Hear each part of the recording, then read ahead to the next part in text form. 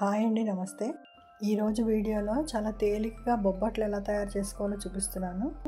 ముందుగా ఒక అడుగు మందం గిన్నె స్టవ్ మీద పెట్టుకొని ఏదైనా ఒక కప్పు కానీ గ్లాసు కానీ కొలతకు తీసుకొని 3 కప్పుల నీళ్లు పోసుకోవాలి. అందులోనే 2.5 కప్పుల బెల్లం పొడి కలుపుకోవాలి. మీకు బెల్లం పొడి దొరకకపోతే బెల్లం తరుగు వేసుకోవచ్చు.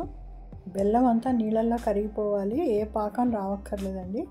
ఇప్పుడు ఏ కొలతతో అయితే కప్పు తీసుకున్నామో అదే కొలతతో 1 కప్పు బొంబాయి రవ్వ తీసుకోవాలి. బెల్లం కలిపిన నీళ్ళు కొంచెం మరిగాక ఈ బొంబాయి రవ్వ అందులో వేసి కలుపుకోవాలి. ఇప్పుడు అదే కొలతతోటి 1 కప్పు బియ్యపిండి తీసుకోవాలి. బియ్యపిండి కొద్దిగా కలుపుకుంటూ బొంబాయి రవ్వతో కలిసేట్టు కలుపుకోవాలి. ఇప్పుడు అదే కప్పుతో 1 కప్పు గోధుమ పిండి తీసుకోవాలి. ఇవన్నీ వెంటనే వేసుకొని కలుపుకోవాలండి. మొత్తం 3 కప్పుల నీళ్ళకి 2.5 కప్పులు బెల్లం వేసి 1 కప్పు బొంబాయి రవ్వ, 1 కప్పు బియ్యపిండి, 1 కప్పు గోధుమ పిండి వేసి ఇలా కలుపుకోవాలి.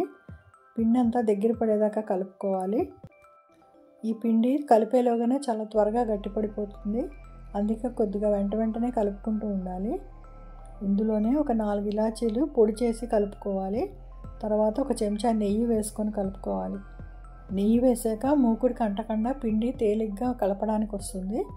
ఇప్పుడు స్టవ్ ఆఫ్ చేసుకొని పిండిని కొద్దిగా చల్లారనివ్వాలి. ఒక పళ్ళెంలోకి కొద్దిగా నెయ్యి వేసి ఈ పిండిని అందులో వేసుకొని కొద్దిగా మర్దన చేసుకోవాలి. ఇలా మర్దన చేయడం వల్ల పిండి ఇంకా మృదువుగా అవుతుంది. చూడండి, పిండి ఇలా మెత్తగా ఉండాలి. ఈ పిండిని మనకు కావాల్సిన సైజులో ఉండలు చేసుకోవాలి. నేను ఒక చిన్న నిమ్మకాయ అంత సైజులో ఉండలు చేసుకున్నాను. ఇప్పుడు ఈ ఉండల్ని ఒత్తుకోవాలి. ఒత్తే ముందు ఉండని మన చేతిలో కొద్దిగా వెడల్పు చేసుకొని ఒత్తుకుంటే చాలా గుండ్రంగా ఒత్తడానికి వస్తాయి. ఒకవేళ ఒత్తేటప్పుడు అంటుకుంటే కొద్దిగా గోధుమ పిండి, పొడి పిండి వేసుకొని ఒత్తుకుంటే అంటుకోకుండా వస్తాయి. లేదా మనం ఒత్తే కర్రకి కొద్దిగా నెయ్యి కానీ నూనె కానీ రాసి ఒత్తుకున్నా కూడా అంటుకోకుండా ఒత్తడానికి వస్తాయి. ఈ బొబ్బట్లు మొదటిసారి చేసుకున్నా కూడా చాలా సులువుగా చేసుకోవచ్చండి. ఇవి చేసుకోవడానికి ఎక్కువ టైం కూడా పట్టదు.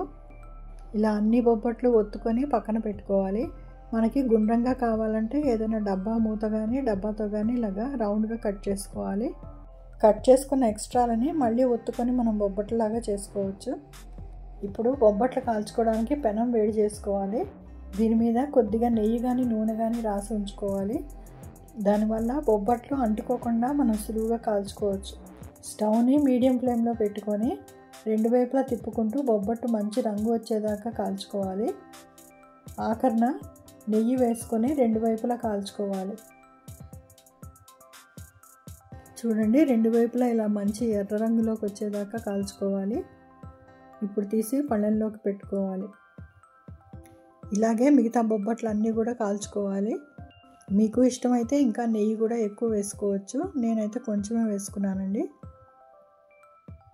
అంతేనండి, బొబ్బట్లు రెడీ అయిపోయాయి. వేడివేడిగా తింటే చాలా రుచిగా ఉంటాయి. మీరు ట్రై చేసి చూడండి. పండగలప్పుడు నైవేద్యంగా కూడా పెట్టుకోవచ్చు. చూడండి, బొబ్బట్టు ఎంత మృదువుగా ఉందో, నోట్లో వేసుకుంటేనే కరిగిపోతూ ఉంటుంది. ఈ వీడియో కనుక నచ్చితే లైక్ చేసి మీ వాళ్ళందరికీ షేర్ చేయండి. మరియు నా ఛానల్ కూడా సబ్స్క్రైబ్ చేసుకోండి. ఈ వీడియో చూసినందుకు ధన్యవాదాలు.